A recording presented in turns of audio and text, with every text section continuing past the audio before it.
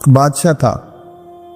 اس بادشاہ نے 4 5 6 کتے رکھے ہوئے تھے اور کتے بڑے بڑے کتے تھے اور بڑے وہ خون خار کتے تھے, چیر پھاڑ کھا جاتے تھے, شیر جتنے ان کے قد تھے. بادشاہ تھوڑا سا کسی آدمی سے ناراض ہوتا نا تو ایک بہت بڑے پنجرے کے اندر ایک بہت بڑا سلاخوں کا گھر اس نے بنایا ہوا تھا, اس میں کتے ہوتے تھے, اور کتے کو جب باندھ کے رکھا جاتا ہے تو زیادہ زہریلا ہو جاتا ہے, وہ زیادہ اس کے اندر کرواہٹ آتی ہے, زیادہ کاٹتا ہے. اس نے قید کیے ہوئے تھے, کتے تو بڑے زہریلے تھے.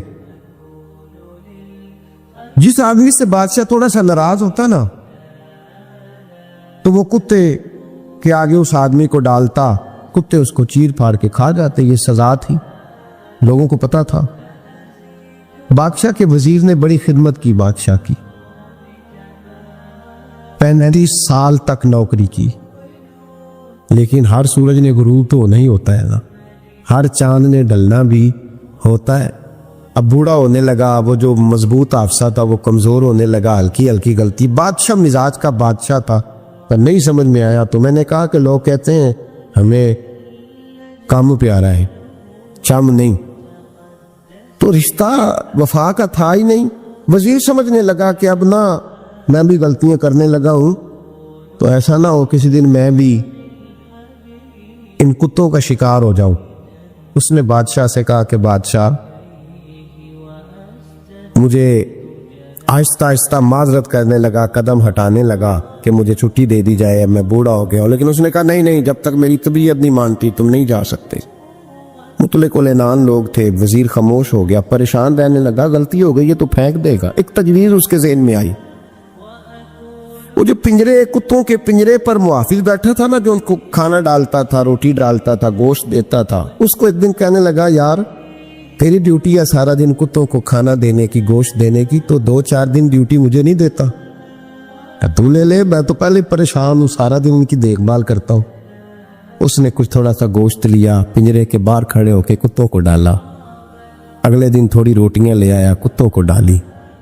2 4 دن, ہفتہ, مہینہ, سال بھر, جتنا اس کو موقع ملا وہ دن بھر خدمت کرتا. بس وقت ایک دن آ گیا, بادشاہ کو کوئی بات اچھی نہ لگی.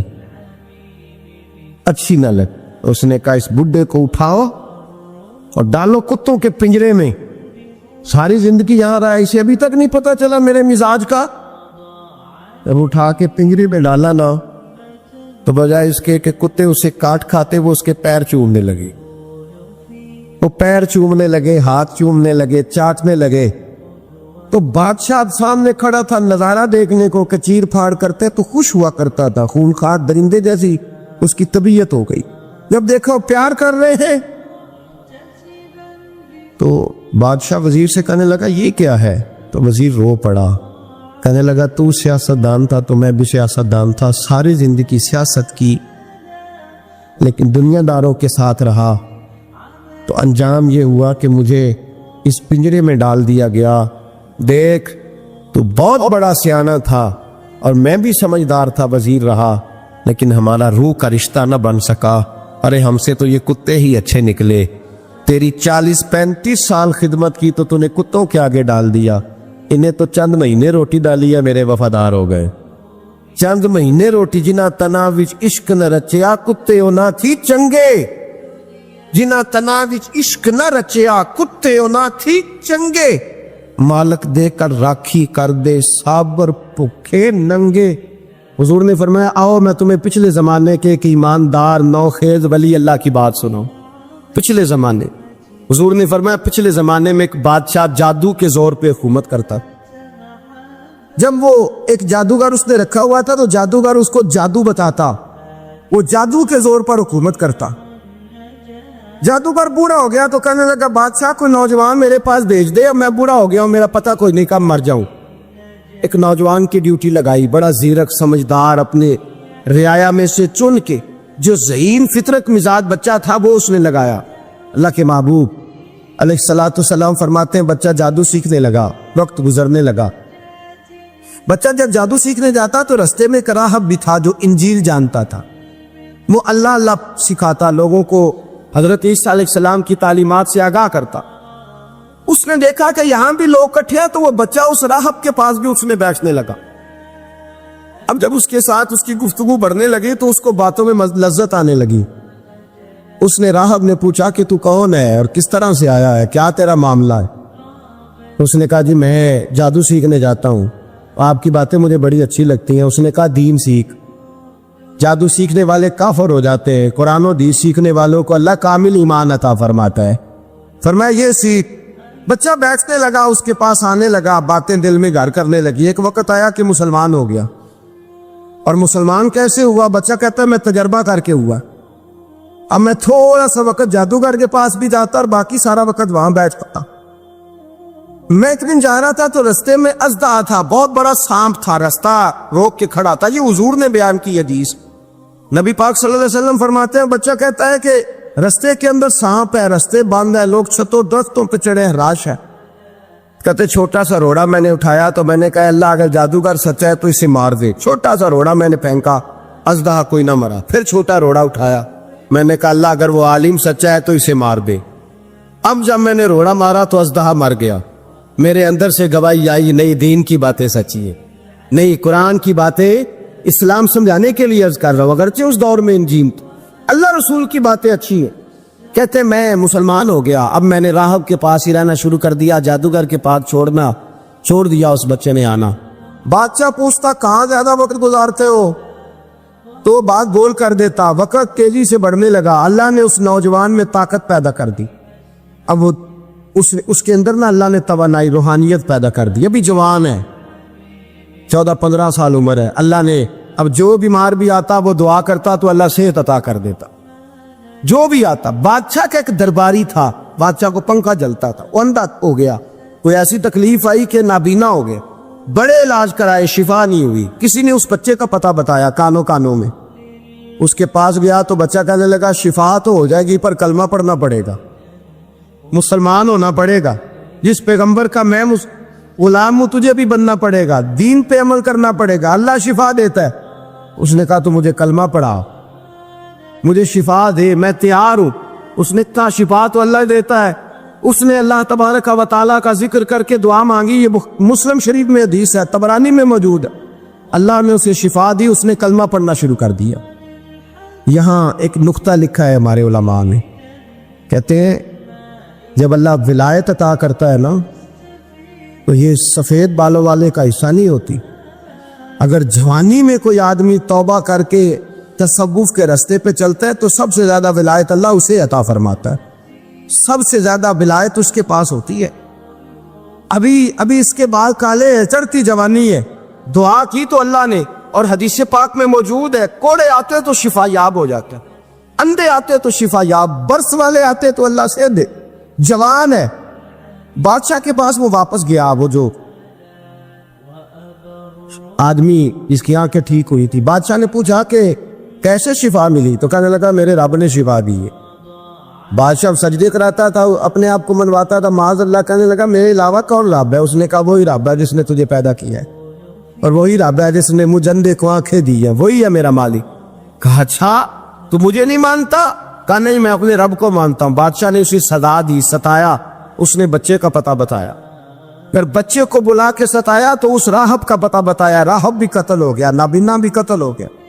بادشاہ نے کہا سپاہیوں سے اس بچے کو لے جاؤ اور پہاڑ کی چوٹی پہ جا کے نیچے پھینکو تاکہ مر جائے. بچہ پہاڑ کی چوٹی پہ گیا تو ہاتھ اٹھا کے کہنے لگا یا اللہ میرے لیے نہیں اپنے لیے, میرے لیے نہیں اپنے لیے انہیں اپنی قدرت کے جلوے دکھا. میرے لیے نہیں, اللہ کے بندے اپنی جان بچانے کی دعائیں نہیں مانگ, اپنے لیے انہیں اپنی قدرت کے جلوے دکھا. یہ دعا مانگی. جتنے لوگ ساتھ آئے تھے وہ سارے زمین پہ گرے اور سب مر گئے, پہاڑ سے گر کے مر گئے. بچہ واپس سیدھا بادشاہ کے پاس کہنے لگا لو بھائی میرے رب نے مجھے بچا لیا ہے. جوان کا ایمان دیکھو, میرے رب نے مجھے, بولو میرے اللہ نے مجھے ایمان کی گواہی دے رہا ہے, میں بچ گیا ہوں, تو جھوٹا ہے, میرا رب سچا ہے.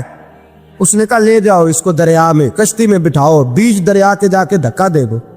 بیٹھے کشتی میں, دریا کے بیچ گئے, اور جب جا کے وہاں اس کو دھکا دینے لگے تو اس نے کہا اللہ میرے لیے نہیں اپنے لیے انہیں اپنی قدرت کے جلوے دکھا.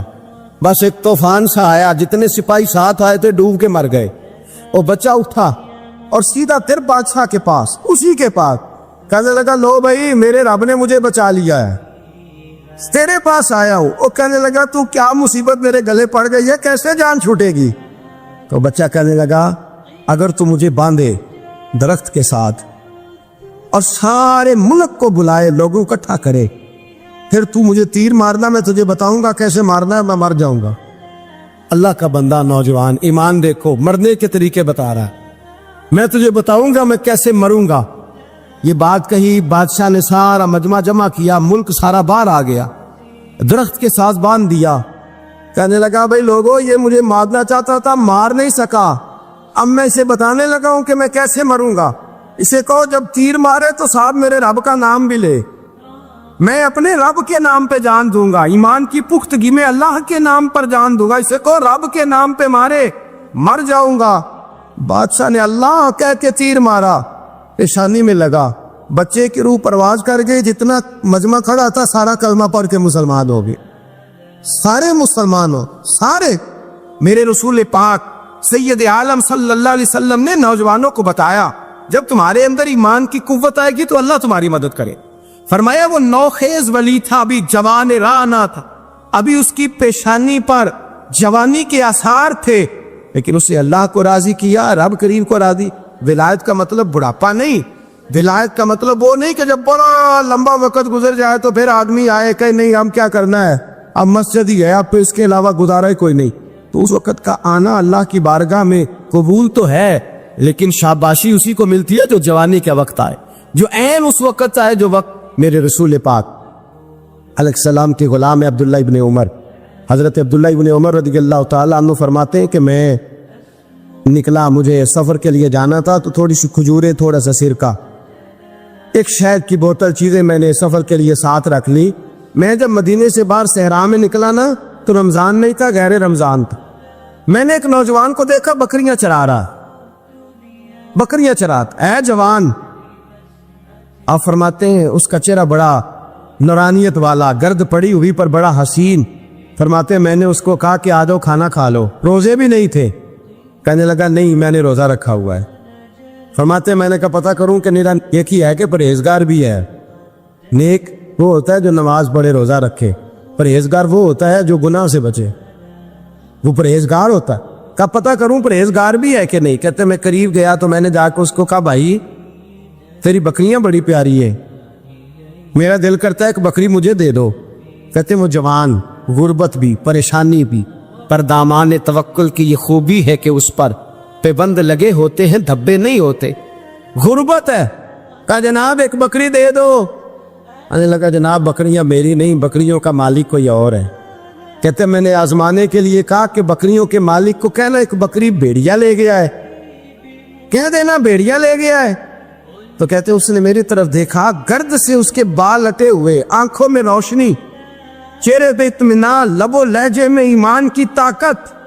نوجوان کہنے لگا حضور بکریوں کے مالک کو تو کہہ دوں گا بھیڑیا لے گیا ہے, جب عرش کا مالک پوچھے گا تو کیا جواب دوں گا, اللہ کو کیا جواب دوں گا. کہتے ہیں میں کانپنے لگا اس کی بات سن کے, واپس آیا, جو کام نکلا تھا وہ چھوڑا, واپس لوٹ آیا. میں نے پتہ کیا کس کا غلام ہے, پتہ چلا فلاں آدمی کا ہے. کہتے میں نے پہلے غلام خریدا, پھر پتہ کیا تیرے پاس بکریاں کتنی ہیں, اس نے کہا 400. کہتے میں نے مالک سے ساری بکریاں خریدی, پھر غلام کو بلایا, پھر وہ بکریاں تحفے میں دی, تحفے میں. کہنے لگا حضور یہ سارا کچھ مجھے کیسے ملا؟ میں نے کہا تیرا ایمان بڑا پختہ تھا تو میرے رب نے تجھے انعام عطا فرمایا ہے.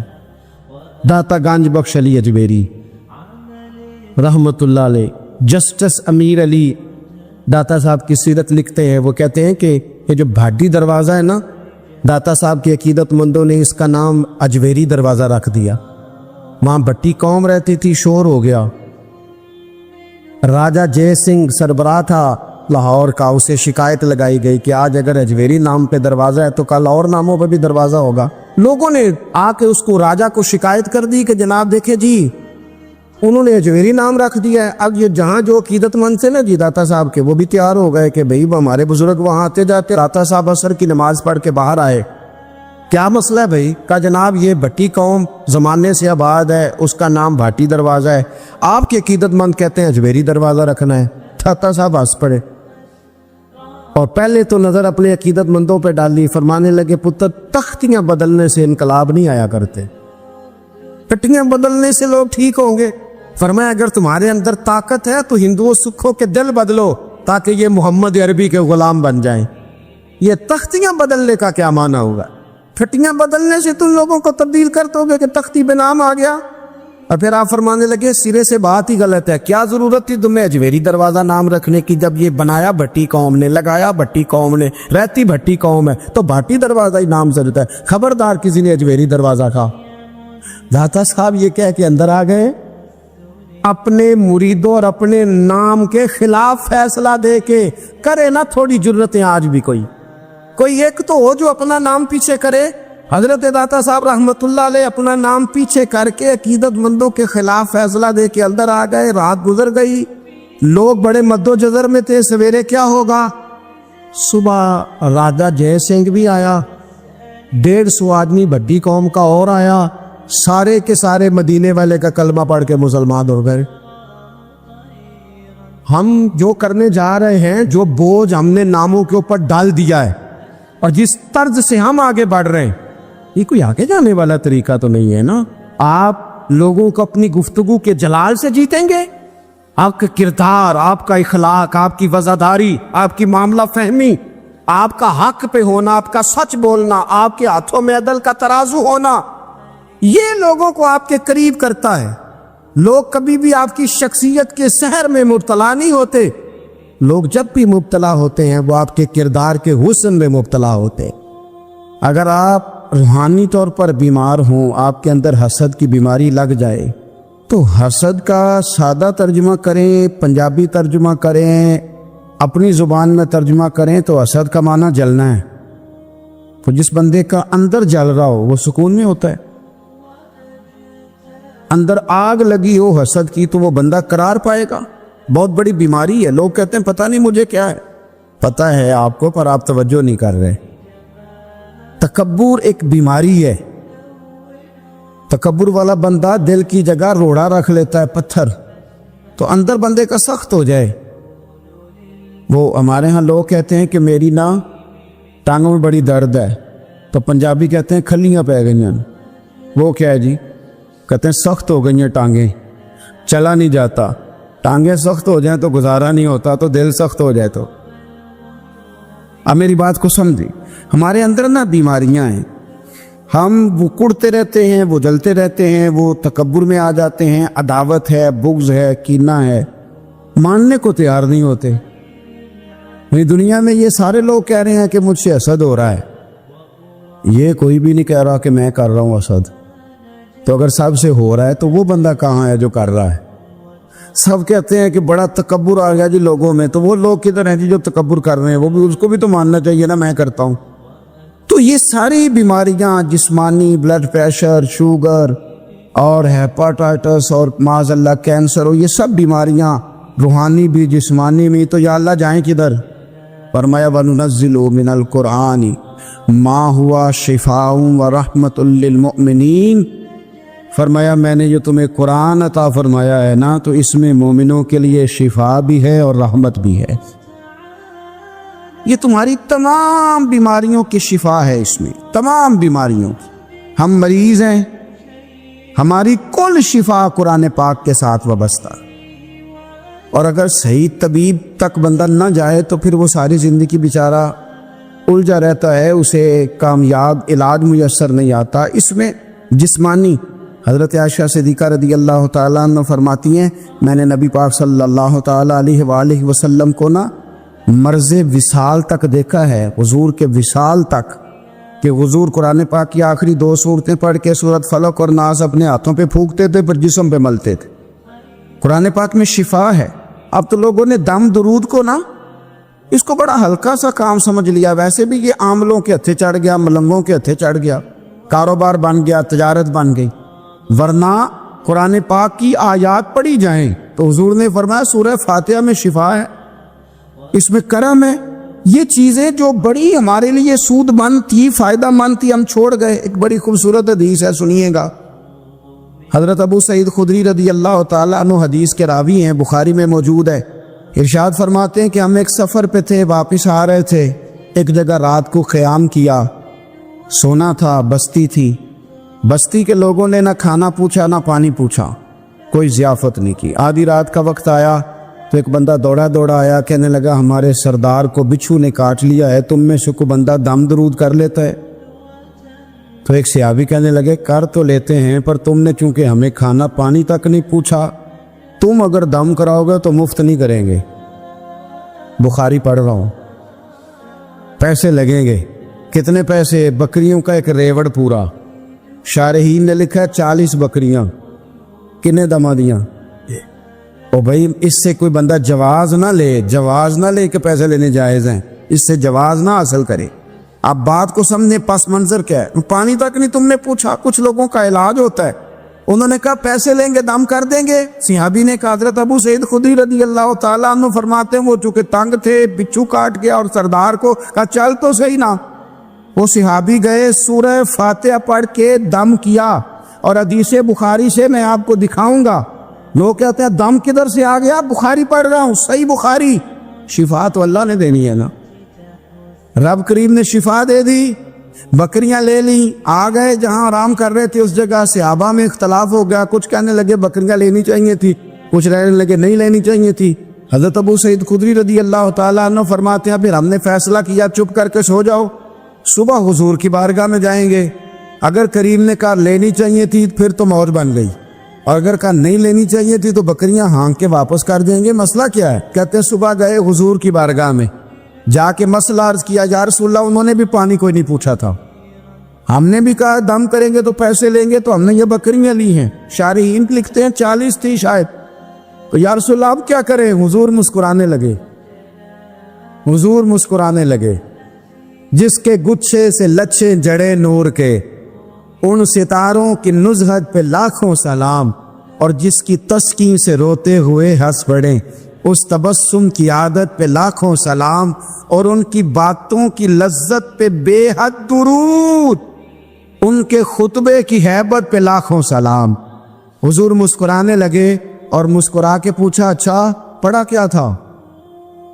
یا رسول اللہ سورہ فاتحہ۔ فرمایا سکھائی کس نے تھی؟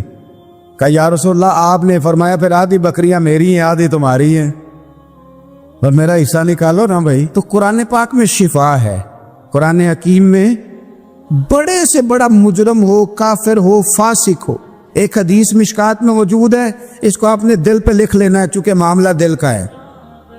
نبی پاک صلی اللہ تعالی علیہ وسلم نے فرمایا جس طرح بارش میں پڑے لوہے کو زنگ لگ جاتا ہے، اس طرح دل کو زنگ لگ جاتا ہے۔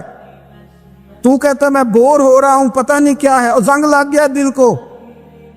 تو کہتا ہے جناب میں پتہ نہیں سارا کچھ ہے پر دل پریشان ہو، بھئی اس کو زنگ لگ گیا ہے۔ ہم کہتے ہیں یار پتہ نہیں کیا بات ہے، پریشانی ہو، بھئی دل کو زنگ لگ گیا ہے۔ کریم فرمانے لگے جس طرح بارش میں پڑے لوہے کو زنگ لگ جاتا ہے، اس طرح دلوں کو بھی زنگ لگ جاتا ہے۔ حضور دل کو زنگ لگ جائے تو کیا کریں؟ تو حضور فرمانے لگے ایک موت کو یاد کرو اور ایک قرآن پاک کی تلاوت کیا کرو۔ قرآن تمہیں زنگ سے شفا دے دے گا، اس کو پڑھو گے تو تمہیں لطف آئے گا۔ اور قرآن پاک کو نا جب بندہ پڑھتا ہے نا تو حضرت مولا علی شیر خدا نے فرمایا تھا قرآن پاک کبھی پرانا نہیں ہوگا، جب بھی پڑھو گے نیا مزہ ہی آئے گا، نیا سرور ہی آئے گا، نئی کیف۔ بڑے بڑے کٹر کافر قرآن پاک سنتے تھے نا۔ ایک دن عتبہ کہنے لگا ابو جہل سے اور دیگر لوگوں سے کہ بڑی ہو گئی لڑائی، بڑی ہو گئی بحث، اس طرح کرتا ہوں میں جا کے نہ تو محمد ابن عبداللہ صلی اللہ، میں جا کے بات کرتا ہوں حضور سے۔ عتبہ آ گیا کہنے لگا میں مذاکرات کرتا ہوں۔ سب نے کہا چل تو سیانا آدمی ہے، سمجھدار ہے، چلا جا۔ جا کے نہ تو وہی باتیں جو وہ ہمیشہ کرتے تھے، نبی کریم علیہ السلام سے کہنے لگا ہم سارے آپس میں ہیں، برادری ہے، قبیلہ ہے، ایک شہر ہے، پھر بھی لڑائیاں شروع ہو گئی ہیں۔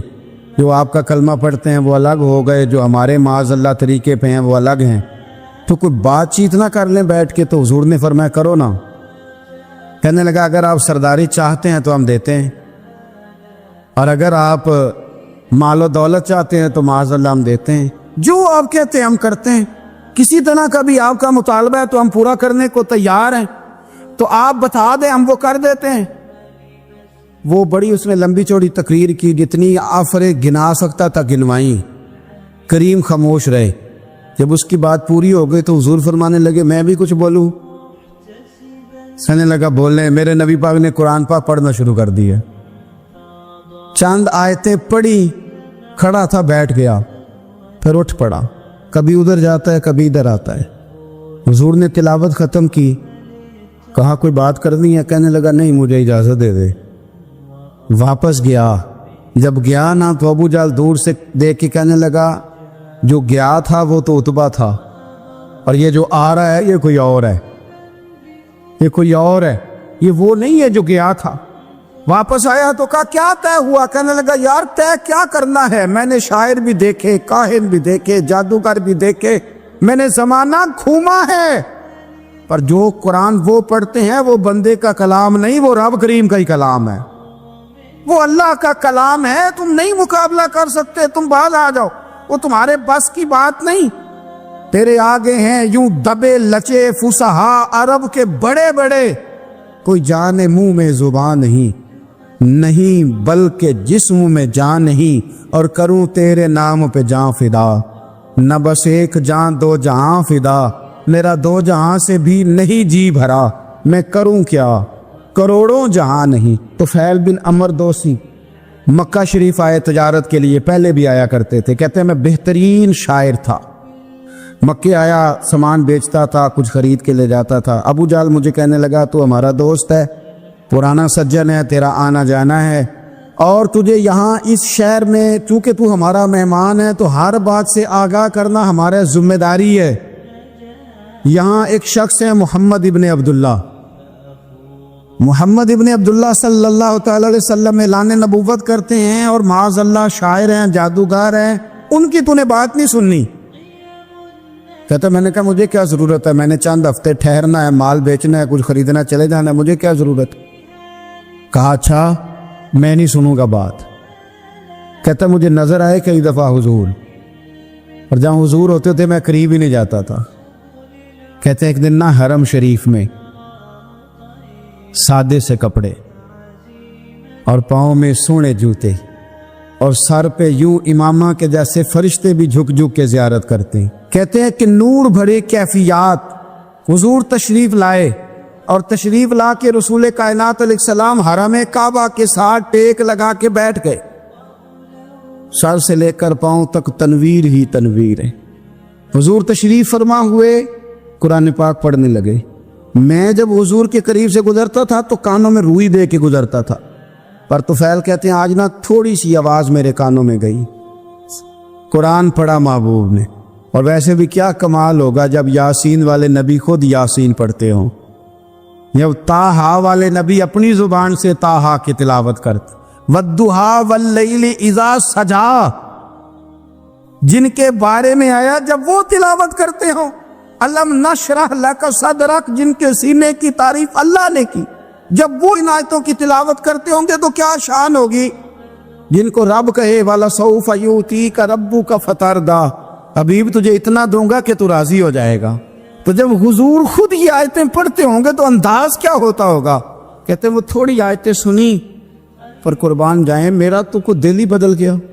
मैं बड़ा बेहतरीन शायर था, लफ्ज़ों के तराशे मुझे खूब आते थे, अल्फाज के बामोदर से मैं आगाह था, अच्छा अदब मैं जानता था, पर मैंने कहा ये कलाम, ये अंदाज, लौ अंज़लना हाज़ल कुरान अला जबलिन लरअयतहु खाशियम मुतसद्दियम मिन खशियतिल्लाह, ये अंदाज पत्थरों पहाड़ों पे जाए तो वो रेजा रेजा हो जाए। कहते हैं थोड़ा सा पड़ा करीब ने, और फिर नजरें झुकाए हुए हुजूर अपने घर गए। सरकार चले तो मैं पीछे पीछे, हुजूर घर में चले गए तो मैंने दरवाजे पर दस्तक दी, बाहर आए, सलाम ली। मैंने कहा महबूबा वो जो आप पढ़ रहे थे थोड़ा और नहीं सुना देते, थोड़ा और नहीं तिलावत कर देते। कहते हैं रसूल पाक ने ना फिर कुरान पढ़ना शुरू किया। मैं कभी बैठता था कभी उठता था। जब हुजूर ने तिलावत मुकम्मल की तो मैंने आगे बढ़ के यदुल्ला वाला हाथ थामा और दस्ते मुबारक पकड़ के कहा सोनिया, ये मुझे कहते थे ना सुनना میں نے زمانہ دیکھا ہے، میں کوئی عام آدمی نہیں، میں سردار ہوں، میں نے دنیا دیکھی ہے، مجھے قسم ہے جو آپ کی زبان سے نکل رہا ہے وہ بشر کا کلام نہیں، آپ مجھے کلمہ پڑھائے، میں مسلمان ہونا چاہتا۔ بڑے بڑے کفل ٹوٹے، حضرت عمر بھی آئے تو آئے قرآن کی تاثیر کی برکت سے۔ حضرت صدیق اکبر نہ اپنے گھر کے سین میں بیٹھ کے قرآن پاک پڑھتے تھے تو رویا کرتے تھے، روتے تھے۔ مکے کے کچھ سردار کٹھے ہو کے نبی کریم کی بارگاہ میں گئے، کہنے لگے ایک تو صدیق اکبر کو منع کریں کہ قرآن اونچا نہ پڑھا کرے، اور اگر اونچا پڑھنا ہے تو پھر ان سے کہیں پڑھ کے رویا نہ کرے۔ حضور نے فرمایا اپنے گھر میں بیٹھ کے پڑھتا ہے، روتا ہے، تمہیں کیا ہے؟ یا رسول اللہ، یہ ابو بکر صدیق جب قرآن پاک کی تلاوت کر کے روتے ہیں نا تو ہماری بچیاں بھی رونے لگتی ہیں، ہماری عورتیں گھر کا کام کاج چھوڑ کے تو صدیق اکبر کے دروازے پہ کھڑی ہو کے روتی رہتی۔ حضور ان سے کہیں یہ قرآن سے جو شغف ہے ان کا، کہاں گئے مسلمان جو قرآن پڑھنے والے تھے، کدھر گئے؟ سارا کچھ ہی ہمارا موبائل لے گیا۔ میں کس طرح یہ بات بیان کروں کہ کچھ لوگوں نے رمضان میں بھی قرآن پاک ایک بھی ختم نہیں کیا، رمضان شریف میں بھی ایک قرآن پاک کی توفیق نہیں ہوئی، لے گیا سارا کچھ، ہماری خوش گپیاں۔ کمال ہو گئی، ہم نے سوچا ہی نہیں، فکر ہی نہیں کی۔ سنگیو واپس آؤ، قرآن پاک سے پیار کرو، قرآن پاک سے محبت کرو، قرآن کی تعلیم حاصل کرو۔ لوگ کہتے ہیں میں بوڑھا ہو گیا ہوں، زبان موٹی ہو گئی ہے، قرآن کیسے سیکھوں؟ 38.5 سال کی عمر میں کلمہ پڑھا حضرت صدیق اکبر نے۔ کچھ صحابہ ان سے بھی عمر میں زیادہ تھے، تو بڑی عمر میں دین سیکھا کہ چھوٹی عمر میں سیکھا؟ ہمیں کیا ہو گیا ہے؟ قرآن پاک کی طرف توجہ کرو۔ میرے نبی پاک علیہ السلام نے فرمایا اس قرآن کی برکت سے اللہ قوموں کو عروج عطا کرے گا، اس کی برکت سے ہی قوموں کو زوال ہوگا۔ حضرت عائشہ صدیقہ کہتی ہیں حضور رات کو نماز کی نیت باندھتے تھے تو ایک ہی آیت پڑھتے تھے، ساری رات ایک ہی آیت پڑھتے رہتے تھے، روتے رہتے تھے، اور جب حضور روتے تھے تو جس طرح ہنڈیا ابلے تو آواز آتی ہے، اس طرح حضور کے سینے سے آواز آتی تھی۔ جبیر بن مطعم کہتے ہیں میں بدر کے قیدیوں کے بارے میں بات کرنے آیا حضور سے، نبی پاک مغرب کی جماعت کرا رہے تھے۔ جب میں مدینے پہنچا تو مسجد نبوی کے باہر کھڑے ہو کے میں نے حضور کی تلاوت سنی۔ فرماتے ہیں بس میں تو بات کرنے آیا تھا نا، تو وہ آیتیں سنی تو مجھے یوں لگا مجھ پہ بجلیاں گر رہی۔ کون ہے جو میرے دل کے کفر اور کفل دھو رہا ہے؟ بس قرآن سنتا گیا اور رب مجھے ایمان کی توفیق عطا فرماتا گیا۔ حضرت بایزید بستامی رحمت اللہ تعالیٰ علیہ کی بات لکھی آپ نے، فرماتے ہیں کہ وہ ایک دن بستام کے بازار سے گزر رہے تھے تو لوگ، رمضان کا مہینہ تھا تو لوگ اپنی دکانوں سے اٹھ کے آنے لگے، اپنا کاروبار چھوڑ کے ملنے لگے۔ تو حضرت بایزید فرماتے ہیں کہ میرے دل میں خیال آیا بادشاہ بھی آئے تو کوئی دکان نہیں چھوڑتا، کتنا میرا مقام ہے، کتنا میرا درجہ ہے کہ لوگ آ رہے ہیں۔ فرماتے ہیں شیطان نے میرے نفس کو بڑا کر، میں نے رمضان کے مہینے میں کوئی کھجور اٹھائی ریڑھی سے اور منہ میں رکھ لی، کھائی بھی نہیں، رکھ لی۔ لوگ کہنے لگے دفع کرو، یہ بھی کو بلی ہے، روزہ ہی نہیں رکھا ہوا۔ فرماتے ہیں لوگوں نے مجھے برا کہا، میں دنیا سے ٹوٹ گیا پر میرا اپنے رب سے رشتہ مضبوط ہو گیا۔ میں اس دن جا کے رویا اس کی بارگاہ۔ تو یہ جو ہے نا تعریف کا چکر، شیخ سعدی فرمایا کرتے تھے لکڑی کو گھن کھاتی ہے اور بڑے لوگوں کو تعریف کھا جاتی ہے۔ بڑے لوگ جو تھے نا پرانے بادشاہ، انہوں نے قصیدے پڑھنے کے لیے شاعر رکھے ہوئے تھے، چودھری، سردار، رئیس، سیٹھ، ان لوگوں کو کون سی چیز خراب کرتی ہے؟ وہ لوگ آگے گزر جاتے ہیں جو ان کو چودھری کہہ کے سلوٹ کرتے ہیں، چودھری صاحب پیچھے رہ جاتے ہیں۔ وہ تو بنا کے چلا گیا، اسے کام نکال کے چلا گیا۔ تو کبھی بھی زندگی میں تعریف کی خواہش پیدا نہ کریں، اور صوفی تو تعریف کراتا ہی نہیں، درویش تو تعریف کراتا ہی نہیں۔ وہ کہتا ہے مجھے بندوں کی تعریف سے کیا غرض، میں نے تو وہ والی تعریف کرنی ہے جو میرا رب میری کرے گا۔ آخرت کی طرف توجہ، تو تعریف پر غور نہ کریں، تعریف کی خواہش نہ کریں، لیکن ایک بات ضرور دل میں پیدا کریں، یہ ضرور سوچیں کہ اچھے بندے اور مخلص لوگ، شریف لوگ آپ کے بارے میں رائے کیا رکھا ہے، یہ ذہن ضرور بنائیں۔ مخلص جو آپ سے مخلص ہے، مخلص لوگ، اچھے لوگ، شریف لوگ آپ کے بارے میں کیا رائے رکھتے، اس رائے کا خیال رکھنا بھی دین کا حصہ ہے۔ حضرت عمر فاروق رضی اللہ تعالیٰ عنہ فرماتے میں کھڑا تھا، یہ بخاری شریف میں حدیث ہے، فرماتے میں کھڑا تھا نبی پاک صلی اللہ علیہ وسلم کی بارگاہ میں تو ایک جنازہ گزرا۔ جنازہ جو اٹھانے والے تھے نا وہ کہہ رہے تھے کہ یہ بڑا ہی اچھا انسان تھا، اس نے غریبوں کی خدمت کی، دین کی نوکری کی، لوگوں سے پیار کیا، ماں باپ بہن بھائی رشتہ دار ہر ایک کے لیے اس کا رویہ اچھا تھا۔ فرماتے ہیں نبی پاک صلی اللہ علیہ وسلم نے جنازہ اٹھانے والوں کی بات سن کے فرمایا واجبت، اس پر واجب ہو گئی۔ حضرت فاروق اعظم رضی اللہ تعالیٰ عنہ فرماتے ہیں تھوڑی دیر کے بعد ایک اور جنازہ گزرا، تو جنازہ اٹھانے والے کہہ رہے تھے بڑا شریر آدمی تھا، زبان کا برا، دھوکے باز، فراڈیا، بے ایمان، مال کھانے والا لوگ یہ باتیں کر رہے تھے۔ نبی پاک صلی اللہ علیہ وسلم نے فرمایا واجبات، اس پر بھی واجب ہو۔ حضرت عمر کہتے ہیں جنازے گزر گئے دونوں، میں نے عرض کی یا رسول اللہ صلی اللہ علیہ وسلم جس کو لوگ اچھے جملوں سے یاد کر رہے تھے اس پر بھی واجب ہو گئی، اور جس کو لوگ برے جملوں سے یاد کر رہے تھے اس پر بھی واجب ہو گئی۔ تو محبوب نے وہاں لفظ ارشاد، یہ بخاری کے لفظ ہے، فرمایا انتم شہداء اللہ فی الارض، فرمایا عمر تم لوگ زمین پر میرے اللہ کے گواہ ہو۔ تم لوگ، چونکہ اشارہ حضرت عمر کی طرف ہے تو اس سے مراد نیک لوگ، اس سے مراد پرہیزگار لوگ، اچھے لوگ۔ انتم شہداء اللہ فی الارض، تم لوگ زمین پر اللہ کی گواہ ہو۔ فرمایا جس کو جنازہ اٹھانے والے لوگوں نے کہا کہ یہ بندہ اچھا تھا تو میں نے کہا واجبت، اس پر جنت واجب ہو گئی، اور جس کو جنازہ اٹھانے والے لوگوں نے کہا شریر تھا، برا تھا، نالائق تھا، تکلیف دیتا تھا، چونکہ تم زمین پر اللہ کے گواہ ہو تو میں نے کہا واجبات، اس پر جہنم واجب ہوگی۔ اپنے مخلصین کے بارے میں ضرور یہ خیال کریں کہ ان کی آپ کے بارے میں رائے کیا ہے۔ رائے، اچھے لوگوں کی رائے، ہمیشہ مخلصین کی رائے۔ ایک درویش نے ایک عجیب بات لکھی ہے، ہمارے یہاں کہا جاتا ہے نا زبان خلق کو نکارہ خدا سمجھو، اس سے مراد ہر آدمی کی رائے نہیں ہوتی۔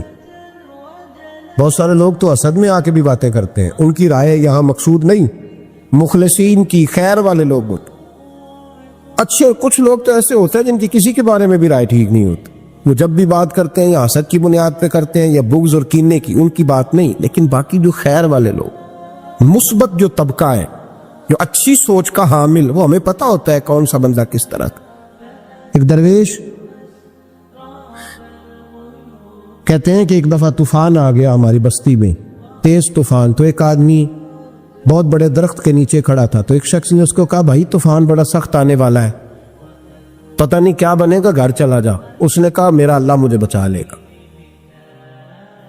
ایک اور بندہ دور سے دوڑا آیا، اس نے کہا بھائی تو شاید خیال نہیں کر پا رہا، طوفان آنے والا ہے بڑا سخت، بڑا سخت، بڑا تیز طوفان آنے والا ہے۔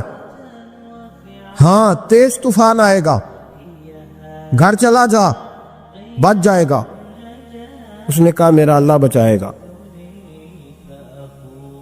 پھر ایک تیسرا شخص آیا جو اس سے پیار کرتا تھا، اس نے بھی یہی جملے کہا گھر لوٹ جا، طوفان تیز ہے، تو بچ جائے گا ورنہ پتہ نہیں کیا بنے گا۔ تین لوگوں نے پیغام دیا، اس نے تیسرے کو بھی کہا میرا اللہ مجھے بچائے گا۔ اب وہ لوگ تو چلے گئے، اچانک طوفان تیز آیا، درخت کا ایک بہت بڑا حصہ ٹوٹا، موٹی لکڑی ٹوٹی، اس کے سر پہ لگی، بندہ انتقال کر گیا۔ لوگ بحث کرنے لگے کہ اس کا تو یقین ہی بڑا کامل تھا، اس نے تو 3 دفعہ کہا تھا میرا اللہ مجھے بچائے گا، پھر مر کیسے گیا؟ تو وہ درویش اٹھے، وہ کہنے لگے وہ جو 3 پیغام اسے ملے تھے نا گھر چلے جا، وہ رب کی طرف سے ملے تھے۔ وہ جو 3 مخلصین نے اسے آ کے کہا تھا نا کہ بچ جا اس گلی سے، تو وہ بھی آوازیں قدرتی تھی، وہ بھی اسے اللہ، دیکھے نا رب کریم کوئی زمین پر اتر کر سامنے کھڑے ہو کر تو کلام نہیں نہ کرتا، وہ کسی نہ کسی رنگ میں، کسی نہ کسی انداز میں اپنے بندوں کو کسی نہ کسی وسیلے سے پیغام دیتا ہے نا۔ تو وہ 3 پیغام جو آئے تھے تو اسے اس نے کیوں نہیں نکارا ہے خدا سمجھا، وہ گھر کیوں نہیں گیا؟ جب تیرا مخلص تجھے روز پیغام دیتا ہے کہ تو بچ جا اس گلی سے، تو اگر نہیں نہ بچتا تو پھر تو آواز قدرت پر لبیک نہیں کہہ رہا۔ اگر تیرا بڑا پیارا تجھے روز سمجھاتا ہے نا کہ یہ گلی چھوڑ دے، یہ تیرے والی نہیں، اور تو پھر بھی اسی گلی سے گزرتا ہے، تو پھر تو کچھ ایسی باتوں کو کچل رہا ہے جو تیرا بڑا نقصان کرے۔ بھائی مخلصین جب بات کریں تو ان کی بات کا خیال رکھ، غور کیا کر، تیرے مخلص تیرے بارے میں حضرت عبداللہ ابن عمر، حضرت عمر کے بیٹے تھے، حضرت حفصہ نبی پاک صلی اللہ علیہ وسلم کی زوجہ ہے، حضرت عمر کی بیٹی ہیں۔ ایک دن حضرت عبداللہ ابن عمر کہنے لگے حفصہ نبی پاک صلی اللہ علیہ وسلم سے پوچھنا ان کی میرے بارے میں کیا رائے ہے، اچھے لوگوں کا خیال کرنا۔ دیکھیں نا حضرت ابو بکر نے ایک دن حضرت بلال سے کہا تھا حضور سے پوچھ کے بتانا، اور یار تو کبھی خیال ہی نہیں کرتا اس بات کا۔ فرمایا پوچھ کے بتانا ابو بکر کے بارے میں ان کی رائے کیا ہے، مطلب پوچھ کے بتا دو، پتہ تو چلے، ان سے بات کرنا۔ ہم نے کبھی سوچا ہے ہماری اماں ہمارے بارے میں کیا سوچتی ہے؟ کتنے بد نصیب ہیں وہ بیٹا جس کے ماں باپ اس سے بات کرتے ہوئے ڈرتے ہیں کہ پتہ نہیں کہاں سے بولے گا۔ کبھی ہم نے سوچا ہے کہ ہمارے اساتذہ اور مشائخ کا ہمارے بارے میں رویہ کس طرح کا ہے؟ ہر استاد کو کھڑا کر کے کبھی کہا نہیں جا سکتا کہ جا میرا بیٹا میرے لیے فلاں چیز لے کے آ، کچھ کا پتہ ہوتا ہے۔ ہر مرید کو ہر بات نہیں بتائی جا سکتی، کچھ کا پتہ ہوتا ہے اس کا رویہ کس طرح کا، یہ کس مزاج کا۔ حضرت عبداللہ ابن عمر رضی اللہ تعالیٰ عنہ نے حضرت حفصہ کی ڈیوٹی لگائی، فرمایا پوچھ کے بتانا محبوب سے میرے بارے میں رائے کیا ہے۔ نبی پاک صلی اللہ تعالی وسلم شام کو گھر آئے تو وہ بہن تھی نا، انہوں نے تو کہا جب کبھی موقع ملے تو وہ بہن تھی، انہوں نے کہا موقع کی کیا بات ہے، میرے بھائی نے کام بتایا۔ اسی دن ہی محبوب پاک علیہ السلام سے پوچھنے لگی، کہنے لگی یا رسول اللہ عبداللہ ابن عمر کے بارے میں آپ کی کیا رائے ہے؟ تو میرے محبوب علیہ السلام نے فرمایا عبداللہ لڑکا تو بڑا اچھا ہے تو رجل صالح نیک ہے، لیکن میں نے سنا ہے کہ عشاء پڑھ کے سوتا ہے اور فجر کی نماز تک سویا ہی رہتا ہے، وہ 2 نفل بھی تہجد کے نہیں پڑھتا۔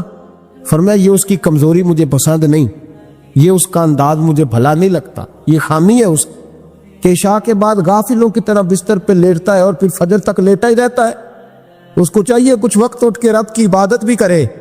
حضرت حفصہ کہتی ہے میں نے کہا کہ بھائی محبوب کہتے ہیں بندہ تو بڑا اچھا ہے پر فجر تک غافلوں کی طرح سویا رہتا ہے، رات پوے تے بے دردانو نیند پیاری آوے، درد مندانو یاد سجن دی ستے امیان جگاوے، اور ساون کی کالی راتوں میں جب بوندا باندی ہوتی ہے وہ راتوں کو اٹھ اٹھ روتے ہیں جب خلقت ساری سوتی۔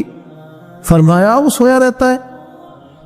تو حضرت عبداللہ ابن عمر کہنے لگے بہن تو گواہ ہو جا، آج کے بعد تیرے بھائی کی تہجد کبھی قضا نہیں ہوگی، میں وقت پہ پڑھا کروں گا، اس لیے کہ مجھے تو سرخ روح ہونا ہے آقا کی نگاہوں میں۔ زمانے کیا ہے کیا ناصر بھلا جانے برا جانے کہ موج ہے دنیا کیا کہتی ہے، مجھے تو حضور کی نظر میں اپنے آپ کو صحیح ثابت کرنا ہے، وہاں مجھے یاد رکھو مخلصین کا کبھی جو آپ کے مخلص لوگ ہیں ان کے اعتماد کو کبھی ٹھیس نہیں پہنچنی چاہیے۔ کچھ دروازے ایسے ہوتے ہیں جن کے بغیر گزارا نہیں ہوتا۔ رب تبارک و تعالیٰ فرماتے ہیں ان الذین آمنوا وعملوا الصالحات سیجعل لهم الرحمن ودا، فرمایا تو ایمان لانے کے بعد عمل اچھے کرنا، میں لوگوں کے دلوں میں تیری محبت پیدا کر دوں گا، تجھے تعریف کرانے کے لیے بھاگنے کی ضرورت نہیں پڑے گی، میں خود لوگوں کے دلوں میں تیرا پیار ڈال دوں گا، لوگ خود تجھ سے پیار کریں، لوگ خود تیری طرف کھنچے چلے آئیں گے، خود بخود لوگوں کو موڑ دوں گا۔ تو یاد رکھیں مخلصین آپ کے بارے میں کیا کہتے ہیں، اچھے لوگوں کا رویہ آپ کے بارے میں کیا ہے، لوگ آپ کے بارے میں کس طرح کے جملے کہتے ہیں، خیر والے، وہ چیزیں ہمارے لیے سرمایہ آخرت ہے۔ حضرت عبداللہ ابن سلام رضی اللہ تعالیٰ عنہ کے ایک بیٹے کی ملاقات حضرت عمر کے بیٹے سے ہو گئی۔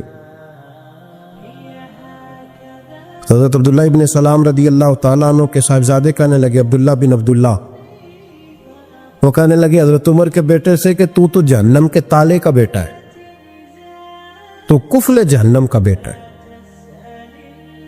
تو حضرت سیدنا عبداللہ ابن عمر جو تھے وہ ناراض ہو گئے کہ میرے باپ کو جہنم کا تالا کہا۔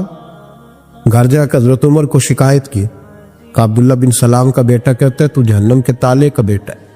تو حضرت عمر کہنے لگے اس کو کیا لکھ کے دے اور اپنے باپ سے سائن کرا کے دے۔ کہ ابا جی اس نے اتنی سخت بات کی اور آپ خوش ہو رہے، فرمایا اسے کہو لکھ کے دے۔ کہا جناب عجیب بات ہے، فرمایا جاؤ اور اس کے باپ سے مل کے آنا، اسے کہنا لکھ کے دے۔ حضرت عبداللہ بن سلام رضی اللہ تعالیٰ عنہ خدمت میں حاضر ہوئے، کہا جناب کفل جہنم والی بات کیا ہے، آپ لکھ دیں گے؟ فرمایا میں لکھ دوں گا۔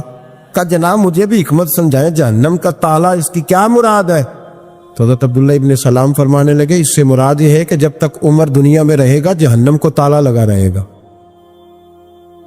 عمر کسی کو غلط کام کرنے نہیں دے گا کہ وہ دوزخ میں جائے۔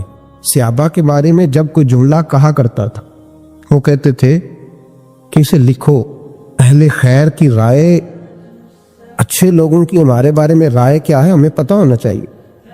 اچھے لوگ ہمیں پتہ ہوتا ہے شہر کے لوگ ہمارے بارے میں کیا کہتے ہیں، ہمیں پتہ ہوتا ہے کہ غریب لوگوں کی ہمارے بارے میں رائے کیا، ہمیں پتہ ہوتا ہے کہ دکھی بہن ہمیں کس طرح دیکھتی ہے، ہمیں پتہ ہوتا ہے کہ کمزور رشتہ دار ہمارے لیے کس طرح کا رویہ رکھتے ہیں، ہمیں پتہ ہوتا ہے کہ ہمارے دوست احباب ہمیں کس طرح کا جانا۔ اپنے رویوں میں تبدیلی لائے، دیکھیں کہ اچھے لوگوں کی آپ کے بارے میں رائے کیا ہے، اس رائے کو سنبھال کے رکھیں۔ صحابہ کرام علیہم رضوان بڑے خیر والے جملے ایک دوسرے کے بارے میں کہا کرتے تھے۔ حضرت علی فرمایا کرتے تھے کہ عمر دنیا میں اس طرح ہے جس طرح خدا کی رحمت کا بادل برس رہا ہے، اور جناب عمر فرمایا کرتے تھے اگر علی ہمارے درمیان نہ ہو تو ہم تو ہلاک ہی ہو جائیں، علی ہے تو ہم بچے ہوئے۔ ایک دوسرے کے بارے میں خیر کا جملہ ان کی زبانوں پہ رہتا تھا، اور وہ اس رائے کا لحاظ کرتے تھے، وہ اس رائے کا پاس کرتے۔ ہم لوگ بھول گئے ہیں، ہم کبھی سوچتے ہی نہیں کہ فلاں میرے بارے میں خیر کا جملہ کہتا ہے کہ نہیں، عام دنیا داروں کی بات نہیں۔ تو بھائی یہ دیکھیں کہ اچھے لوگ آپ کے بارے میں کیا کہتے، اس گواہی کو سنبھال کے رکھے، وہ گواہی صبح قیامت کام آئے گی۔ خیر کے جملے صبح قیامت، یہ زمین پر جو لوگ ہمارے بارے میں جملے کہیں گے یہ کرامن کاتبین لکھ کے لے کر کے جائیں گا۔ ایک جنازہ گزر رہا تھا تو نبی پاک صلی اللہ تعالی وسلم نے فرمایا مسترجن او مسترجن منہ، فرمایا یا یہ نجات پا گیا ہے یا لوگ اس سے نجات پا گئے، یا یہ نجات پا گیا یا لوگ نجات پا گئے۔ حضرت انس بن مالک کہتے ہیں مجھے وجد ہو گیا، میں نے کہا حضور کیا مطلب؟ تو میرے محبوب پاک علیہ الصلوۃ والسلام نے فرمایا اگر تو یہ انسان اچھا تھا تو پھر آج نجات پا گیا ہے، اپنے خدا کی رحمت میں پہنچ گیا، اور اگر یہ برا تھا تو پھر دنیا اس سے نجات پا گئی، لوگوں کی جان چھوٹ گئی، لوگوں کی جان چھوٹ گئی، جان چھوٹ گئی۔ لوگ جنازوں پہ بھی کہتے ہیں اس نے بڑے قبضے کیے، اس نے بڑے ظلم کیے، اس نے بڑا کچھ، جنازوں پہ بھی لوگ باز نہیں آتے۔ اچھے لوگوں کی رائے کیا ہے یہ ہمیں یاد، کوئی کسی کونے سے نکل آتا ہے، کوئی کسی کونے سے نکل آتا ہے جنازے، یار یہ میرا بھی خیال رکھتا تھا، کوئی کسی کونے سے نکل کے کہتا ہے میری غریبی پر BC کا پردہ تھا، کوئی کسی کونے سے نکل کے کہتا ہے او بھائی میری پریشانیوں پہ BC کا پردہ تھا، کوئی کسی کونے سے۔ اس لیے رب کریم کے بندے جب دنیا سے جاتے ہیں تو عجیب ہی حالات ہو جاتے، ان پہ زمین بھی روتی ہے، آسمان بھی روتا ہے، اکھاں جدوں میٹیاں زمانہ مینوں روے گا، اپنا تے اپنا بیگانہ مینوں روے گا، جدوں نہ میں دسیا میں خاراں نوں میں خانے وچ جام ٹوٹ جان میں خانہ مینوں روے گا، کئی لک لک روڑ کے، کئی بک بک روڑ کے، گلیاں دا ایانا تے سیانا مینوں روے گا، اور میرے مرنے پہ ہر سو شور مچ جائے گا، دیکھو گے کہنے الوداع سرکار خود تشریف لائیں گے۔ تو یاد رکھیں اہل خیر کی ہمارے بارے میں رائے کیا ہے، اس کی ہمیں خبر ہونی چاہیے۔ اچھے لوگ ہمارے بارے میں کیا کہتے ہیں، یہ چیز ہمارے لیے سرمایہ ہونی چاہیے، ہم ان چیزوں کو یاد رکھنا چاہیے۔ ایک تو کبھی تعریف کی خواہش نہ پیدا کریں، ہاں اگر کبھی جانچنا ہو تو یہ ضرور دیکھیں کہ اللہ کے بندے نیک لوگ اہل خیر ہمارے بارے میں کیا کہتے ہیں۔ مولانا سردار احمد صاحب رحمت اللہ علیہ کے پاس نا ایک بوڑھی اماں اپنا بیٹا چھوڑ گئی، تو حضرت صاحب نے کو 2 4 5 مہینے رکھا، تو بعد میں اس کی اماں کو بلا کے کہا کہ کہیں تو بیوہ ہے، بیٹا تیرا یتیم ہے، میں نہیں چاہتا کہ اس کا وقت ضائع ہو، یہ پڑھنے والا کوئی نہیں، سارے نہیں بھائی پڑھنے والے ہوتے، اب یہاں علماء بیٹھے ہیں، میں بے ادب بھی نہ ہو جاؤں، کچھ پورے 8 سال لگا کے بھی آ جاتے ہیں، سند بھی ان کے پاس ہوتی ہے، ناراض نہ ہو جانا، یہ تو سب اچھے لوگ ہیں، سند ہوتی ہے پر پتہ کوئی نہیں ہوتا، یہ اعلیٰ حضرت نے لکھی ہے بات، سند ہوتی ہے، پوری ڈگری ہوتی ہے، اس پہ کئی لوگوں کے سائن بھی ہوتے، تو بہت سارے طالب علم ایسے ہوتے ہیں جو مدارس میں کہتے ہیں میں فاضل فلاں ہوں، लेकिन कोई शय पास तो मौलाना सरदार अहमद साहब मुहद्दिस आज़म पाकिस्तान रहमतुल्लाह अलैह उस बूढ़ी को कहने लगे तेरा बेटा कौन देना है, पढ़ना पढ़ाना इसने कुछ भी नहीं, तो यतीम बच्चे कल को तू कहेगी कि मेरे बेटे ने वक्त ज़ाया किया तो वापस ले जाओ। बूढ़ी अम्मा रोने लग गई, कहने लगी मैं पढ़ाने तो नहीं लाई थी, मैं तो आपको रब का वली समझती, मैं तो नौकरी कराने लाई थी। नौकरी हजरत अनस बिन मालिक कहते हैं मेरी अम्मा भी हुजूर की बारगाह में दे गई थी, तो हुजूर की बारगाह में ये नहीं कहा था कि या रसूलल्लाह पढ़ा दे, हाँ हाँ मैं जिम्मेदारी से बात कर रहा हूँ, ये नहीं कहा था हुजूर मुजाहिद बना दे, ये थोड़ी कहा था कि या रसूलल्लाह सल्लल्लाहु तआला अलैहि वसल्लम से मुफस्सिर मुहद्दिस मुहक्किक मुफ्ती बना दे। हजरत अनस की अम्मा कह गई थी सोनिया जब तक ये रहेगा ना आपकी नौकरी करेगा, ये घर के काम काज करेगा, ड्यूटी करेगा, हुजूर ये आपकी नौकरी करेगा। तो मेरे महबूब ने फिर दुआ कर दी, अल्लाह इसे बरकत अता फरमा। तू समझता है खिदमत वाला खाली रह जाता है? जितना जायका खिदमत वाले को मिलता है, जो उसके नसीब में आता है, वो किसी का नसीब कहां भाई। हजरत अनस कहते हैं हुजूर ने दुआ कर दी, बरकत की। मुझे तो खेती बाड़ी आती भी नहीं थी, पर लोगों के बाग में साल में एक दफा फल लगता था, मेरे बाग में 2 दफा लगता था। हुजूर ने दुआ कर दी अल्लाह इसे औलाद दे। फरमाते हैं मेरे बेटे, मेरे पोते, मेरे नवासे, मेरी बेटियां, फरमाते हैं मैं जिंदा हूं और मेरी 100 औलादे मौजूद हैं। परेशान हो गया 100 सुन के बच्चे 2 ही अच्छे, 100 औलादे मेरी मौजूद है। हजरत अनस भी मौलाना सरदार अहमद साहब के पास ना छोड़ गई बच्चा, कहने लगी हजरत जी मैं को पढ़ाने के लिए थोड़ा छोड़ गई हूँ, मैं तो इसलिए छोड़ के गई हूँ कि आप मेहरबानी करें खिदमत कराएं। तो हजरत जी कहने लगे कोई ऐसा काम ही नहीं, खिदमत वाला क्या कराऊं। कहने लगे पट्ठे पवा लिया करो जी। उन लड़ पेंदे ने कहने ने बच्चे काम कर दें मदरसे का। हालांकि अब कहाँ बच्चे काम करते हैं, अब तो गुजर गया दौर, अब तो बच्चे काम कराते हैं। अब बच्चे भी नाराज हो रहे हैं, घूर घूर के देख रहे हैं। सही पह रहा हूं आपको, बच्चे काम कराते हैं, बच्चे कहाँ काम करते। कहने लगे ये चारा डाले करेगा आपकी भैंसों को। तो हजरत ने उसको कहा कि बीबी चारा मेरी भैंसों को डालने के लिए मैंने बंदा रखा हुआ है, तो तू जा ले जा। कहने लगी हाथ बांध के हुजूर मेहरबानी करे रख ली, चारा डालेगा। और पुत्र तवज्जो से चारा डालना हजरत की भैंसों को। रोने लगी, हजरत ने रख लिया, महीने का खर्चा भी देते। शाम को ना वो सारा दिन काम करता, शाम को आके पैरों में भी बैठ जाता। हजरत जी लाएं तेल थोड़ा सा, पैर ना दबा दूं। 8 साल साथ वाले पढ़ते रहे, ये बेचारा नौकरी करता रहा। मेरा रूप भी नहीं ते मेरा रंग भी नहीं, और मैनू यार मनान दा टंग भी नहीं। कभी कभी ना हजरत बिलाल हबशी फारग होते ना, तो नबी पाक की बारगाह में अर्ज करते हुजूर कोई काम तो नहीं, सारे हो गए, हुजूर जाऊं जरा, चले जाते। एक दिन सलमान फारसी कहने लगे या रसूलल्लाह ये बिलाल कहाँ जाता है। फरमाया जा देख के तो आ।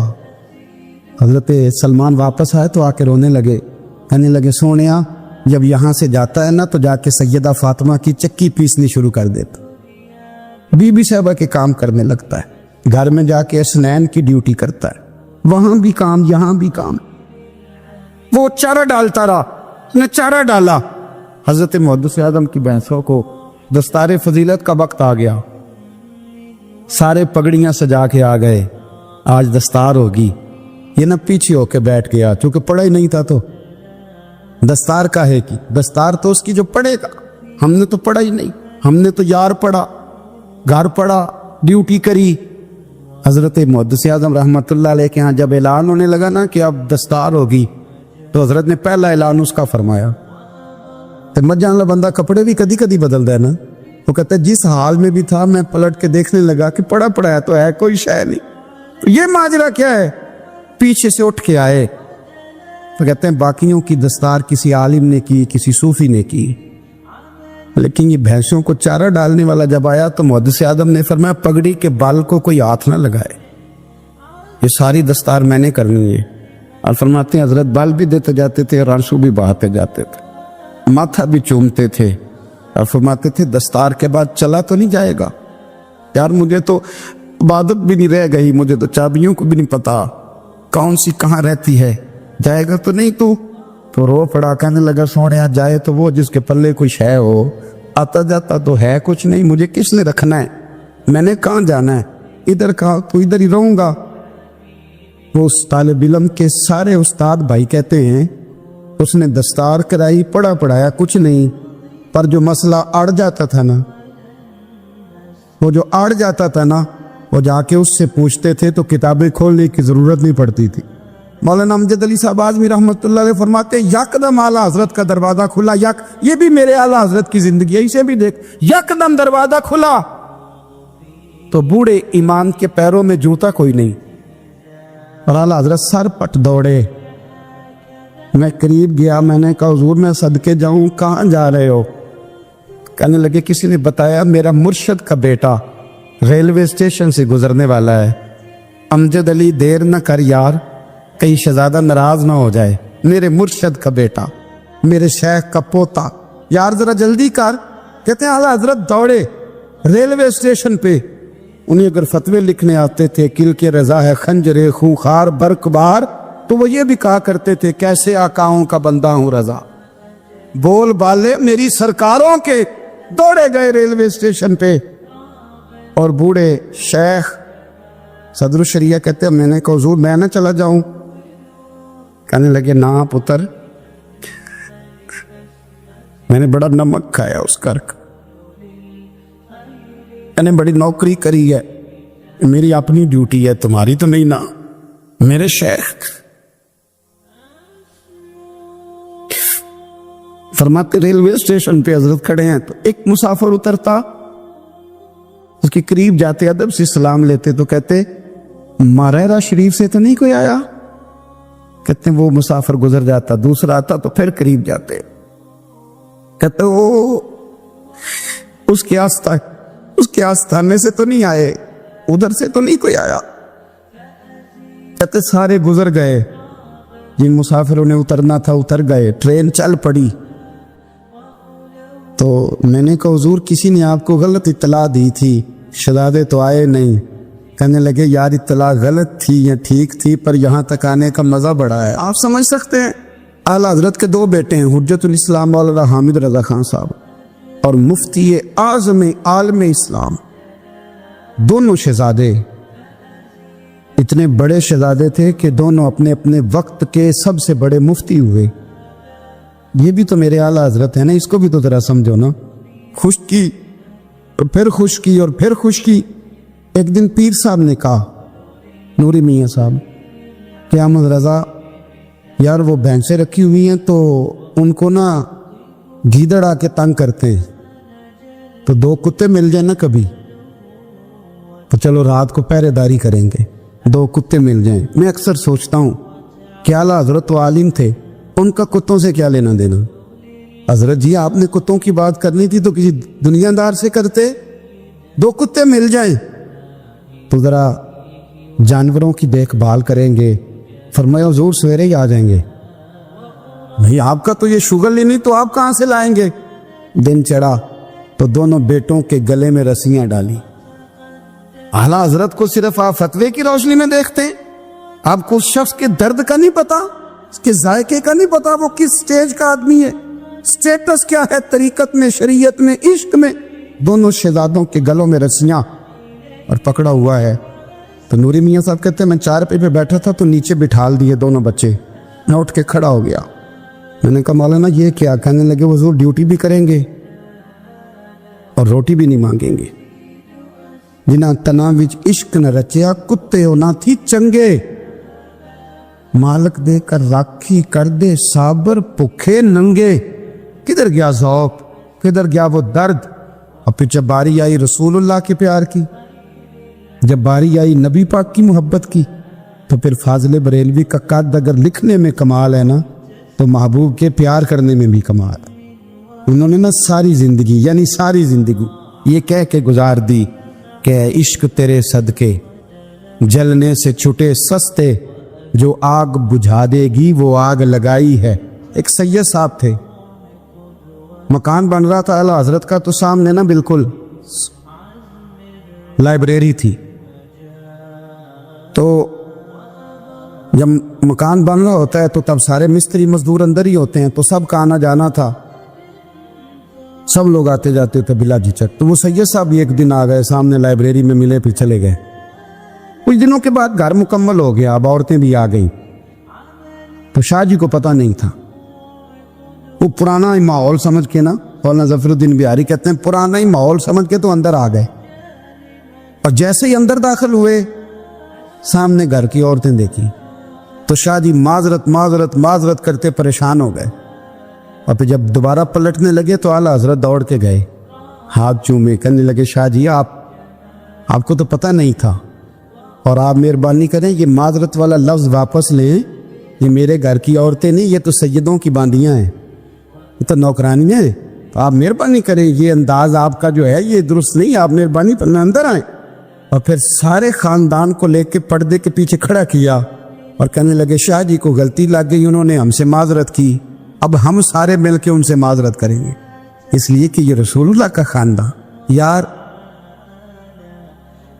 थोड़ा बहुत 2-4 लफ्ज़ जिस बंदे को आ जाए ना, 2-4 लफ्ज़, मैं ज़ाती तौर पे ना आपको पता है मैं तो नात खानों से तो हमारी बनती नहीं, बहुत सारे नात खान तो हमें वैसे ही नहीं, मैं कहता हूँ नात आने दे जाने का नाम नहीं, नात तो कलाम का नाम है। किसी बुजुर्ग की बात पढ़ो, कोई मतलब उसमें कोई ज़ौक़ हो, कोई दर्द हो, ये क्या बात हुई जो आजकल काम शुरू है।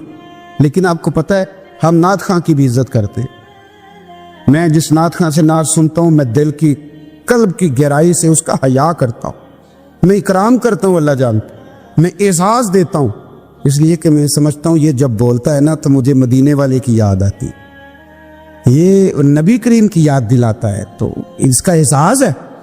आला हज़रत फ़ाज़िल बरेलवी रहमतुल्लाह ताला अलैह ने नबी करीम से मोहब्बत की और हुज़ूर सैयद आलम सल्लल्लाहु अलैहि वसल्लम से ताल्लुक़ रखने वाली हर शय से मोहब्बत की। उन्होंने अपने ज़ौक़ को कभी फीका नहीं पड़ने दिया, सारी ज़िंदगी रसूलुल्लाह सल्लल्लाहु अलैहि वसल्लम का प्यार। थोड़े 2-4 लफ्ज़ मेरी तरह किसी शख्स को आ जाएं तो वो अदब अदाब के दायरों से निकल जाता है, वो हर चीज़ को किलो काल के जायके में रखता है। इसलिए मुल्ला रूमी फरमाया करते थे सेठ आदमी होना जेब में पैसे हो तो उसका पीर कोई नहीं होता। अगर कोई ओहदा मिल जाए, बंदा किसी दर्जे पे पहुंच जाए तो उस बंदे का भी मुर्शद है, और अगर 4 लफ्ज़ पढ़ जाए तो अक्सर मेरी तरह के बंदे खलीफे होते हैं, मुरीद नहीं होते। नाराज तो नहीं हो गए आप लोग, मेरी तरह के लोग ना खलीफे होते हैं, बताते हैं 14 जगह का खलीफा हूं तो सवाल ये है कि गुलाम किसका है, मेरी खिलाफ थे। ओ खुदा के बंदे, गुलामी असल चीज है। आला हजरत फ़ाज़िल बरेलवी रहमतुल्लाह ताला अलैह ना लोगों से पूछते, जब कोई मदीने से आता, मक्के से आता, हज करके आता तो पूछते मदीने गए थे। सदर शरिया रहमतुल्लाह अलैह फरमाते किसी ने कान में आके कहा हुजूर वो मोची हज करके आया है, पक्की बात है हुजूर? हाँ। फरमाया चलो चले। हजरत जी वो लिखना नहीं, तो मैं आके देखते हैं। हजरत मेहमान ओए आके देखते, कहते दौड़ने लगे, वो जूते गांठ रहा था, जाके पूछा हज करके आए हो? कहा हाँ, मदीना शरीफ गए थे। वो जिस बंदे के पास लोग तारीखें लेने जाएं तो टाइम ना मिले, भाई आज मदीने गए थे? कहने लगा जी बड़ा करम किया सरकार ने, मैं तो 1.5 महीना रह के आया हूं। कहते हैं जुब्बा कहीं, पगड़ी कहीं, कलम कहीं, शागिर्द कहीं, मुरीद कहीं, और अंदर नहीं, हुजरे के अंदर छुप के किसी की तादीम नहीं, चौक में मोची जूते गांठने वाला दुनिया देख रही है। आला हजरत झुके और मोची के पैर चूमने शुरू कर दिए। लोग पकड़ दे, हुजूर ये क्या? वो भी पैर, कहने लगे पीछे हट जाओ, ये वो कदम है जो मेरे मुस्तफ़ा करीम के दरे दौलत से होके आए। हरम की जमीन और कदम रख के चलना, अरे सर का मौका है हो जाने वाले। ये जायका, ये दर्द, तो आला हजरत ने ना ज़ौक़ वाली जिंदगी गुजारी, अदब वाली जिंदगी गुजारी, प्रेम वाला वक्त गुजारा, इश्क वाला वक्त गुजारा। हजरत बिलाल हबशी कभी सिपा सालार बने थे किसी जंग में, किसी सूबे के गवर्नर बने हो? बोलो तो सही यार, उनका तारुफ क्या था? नबी करीम के गुलाम। हुजूर के ना जो जाती मामलात थे ना, 20 अंसारी नौजवान थे जो हर वक्त नबी पाक के पास खड़े रहते थे कि हुजूर कोई हुक्म करें। 20 और 34 से लेकर 40 तक गुलाम हर वक्त हुजूर की बारगाह में रहते। हजरत बिलाल हुजूर के जाती मामलात की खिदमत करते थे। कोई ऐसी वो जो तबलीग की या दावत की या जंग की या जिहाद की कोई ड्यूटी नहीं वो करते थे, साथी खिदमत सरकार की। हजरत उमर फारूक वो शख्स हैं कि जिन्होंने कभी किसी बंदे को खातर में नहीं लाए, लेकिन जब हजरत बिलाल आते थे ना तो जनाब उमर उठ के खड़े होते थे, कुर्सी छोड़ते थे और फिर एक नारा लगाते थे, कहते थे या बिलाल अंता सैयदुना, بلال تو ہمارا سردار ہے یار، تو ہمارا یعنی عشق کا ذوق پورا کرنا انہیں بھی آتا تھا، اس لیے میرا مشورہ ہے، میری رائے ہے، اور جو میرا حکم ماننے والے ہیں ان کے لیے میرا حکم ہے کہ ذوق نہ کبھی بھی خراب کرنا، کبھی بھی نہ ذوق نہ خراب کرنا، اپنا لطف میں نے کئی دفعہ، میں پہلی دفعہ مدینہ شریف حاضر ہوا تو ایک بابا جی میرے آگے آگے تھے، تو ان کو نا دھکے مار رہا تھا، وہ سامنے کھڑے ہوتے ہیں نا، اللہ خیر فرمائے، اپنی اپنی ڈیوٹی ہے نا، ان کی بھی ایک ڈیوٹی ہے نا جی، تو دھکے مار رہا تھا، تو بابا اسے کہہ رہا تھا تیری خیر ہو گئے پہرے دارا روزے دی جالی کیوں ملین دے، انہیں پھر دھکا ماریا تو پھر ان کہا تیری خیر ہو گئے پہرے دارا۔ میں نے، وہ بالکل ان پڑھ بابا جی تھے، پر مجھے انہوں نے بہت بڑی بات سمجھا دی، میں نے ان سے بڑا سیکھا، نمبر پہ ذکر کر رہا ہوں۔ وہ تیسری دفعہ پھر دھکا مارا، تیری خیر ہو گئے پہرے دار روزے دی جالی، تو بابا جی باہر نکل آئے، تو میں بھی پیچھے نکل آیا، تو میں نے کہا بابا جی یہاں کچھ انہوں نے بنگلہ دیشی اور ہندوستانی بھی رکھے ہوئے ہیں، پر یہ تو عربی تھا خالص، انہوں کو تو بھی سمجھ آتی سی، تسی پنجابی دا شعر سنائی جا رہے ہو، کہنے پتر مینوں بھی پتہ ہے انہوں نہیں سمجھ آ رہی، پر میں تے اپنا رانجھا پہ راضی کردا تھا۔ اللہ تبارک و تعالی اپنے بندوں پر بڑا مہربان ہے، وہ اپنے بندوں کو معاف کرنے والا ہے، اپنے بندوں پر رحمت کرنے والا ہے۔ ہم اللہ تعالیٰ کے عاجز بندے ہیں، خواہشات نفسانیہ کئی دفعہ معاذ اللہ غالب آتی ہیں، غلطیاں ہو جاتی ہیں، اور ان غلطیوں کی پاداش میں انسان اپنی جان پر زیادتی کرتا ہے۔ اللہ تعالیٰ معاف کرے تو اس کا سفر اللہ کے عذاب کی طرف ہوتا ہے۔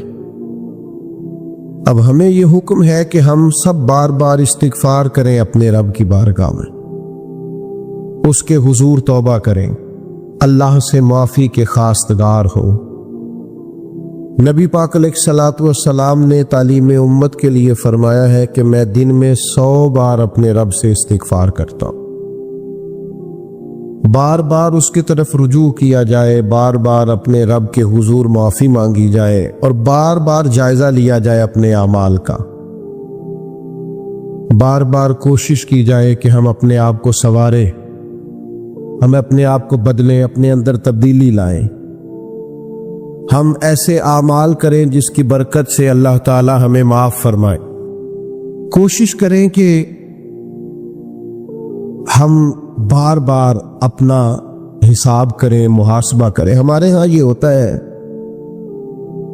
کہ لوگ اپنی جسمانی صحت کا تو بڑا خیال رکھتے ہیں کہ میری طبیعت ٹھیک نہیں، ٹیسٹ کرا لوں، یہ چیز کھاؤں، یہ نہ کھاؤں، میں غور کروں کہ کس چیز سے میری طبیعت خراب ہوتی ہے، کس سے بہتر ہوتی ہے، اس کا بڑا لحاظ اور خیال کیا جاتا ہے۔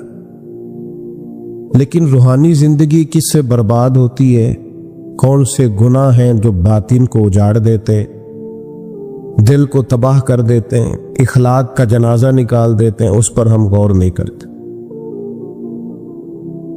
اپنی ساری زندگی اپنا ظاہر سنوارنے میں گزار دیتے ہیں، اور دل جس پر رب کریم کی نظر کرم رہتی ہے اس پر ہم توجہ نہیں کرتے۔ سب سے پہلے تو اپنا محاسبہ کریں زندگی میں۔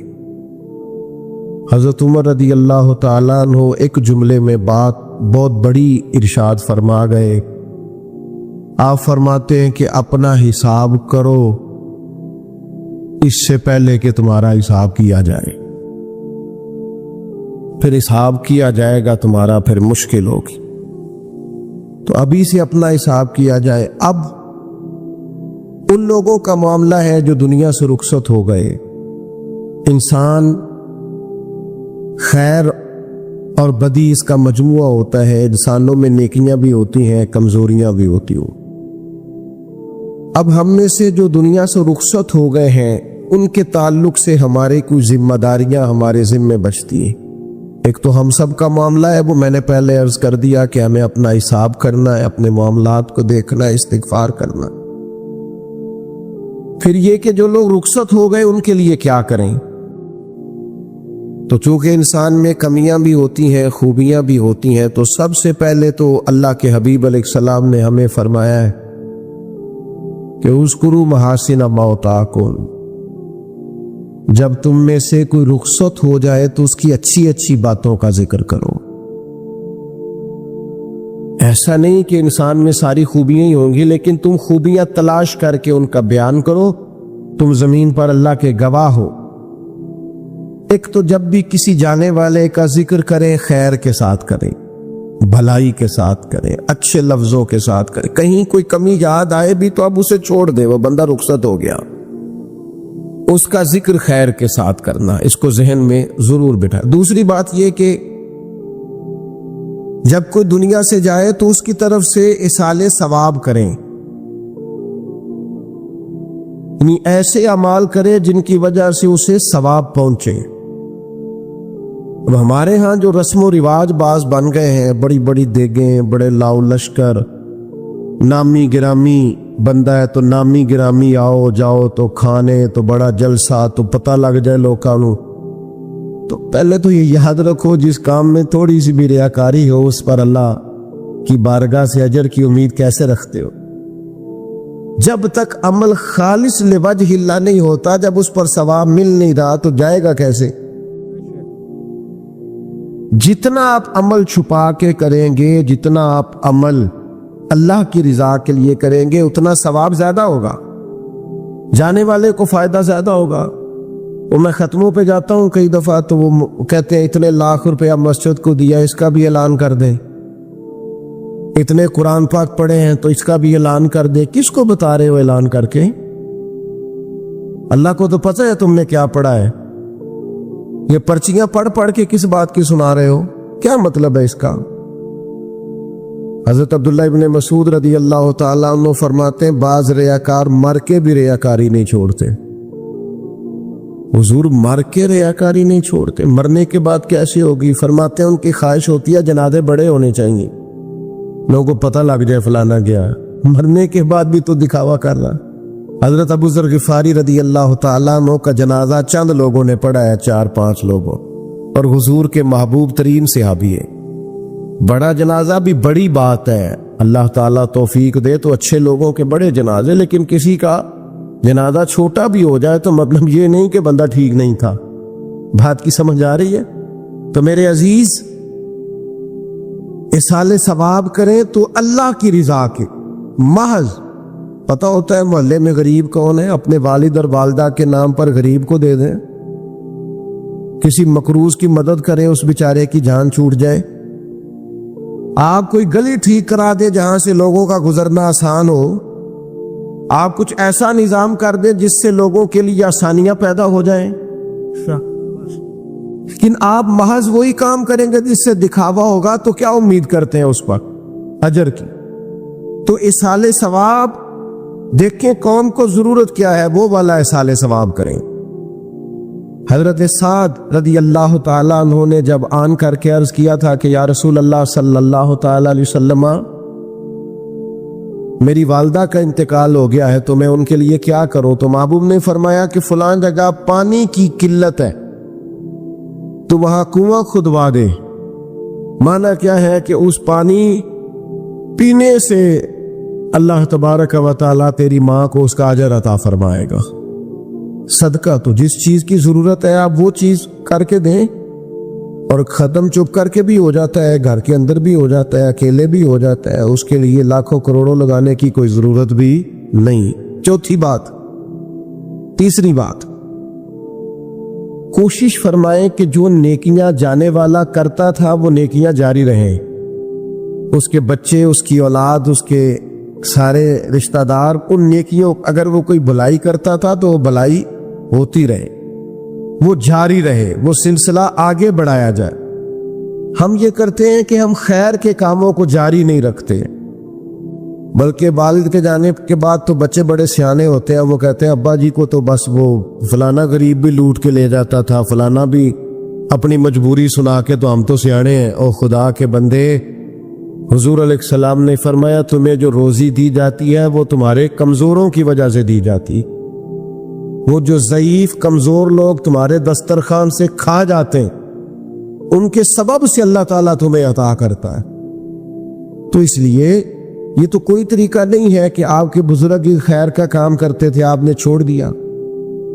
تو آپ ایک کام یہ کریں کہ ان کی نیکیاں جاری رکھیں، اور چوتھی بات یہ کہ ان کے لیے دعا کریں۔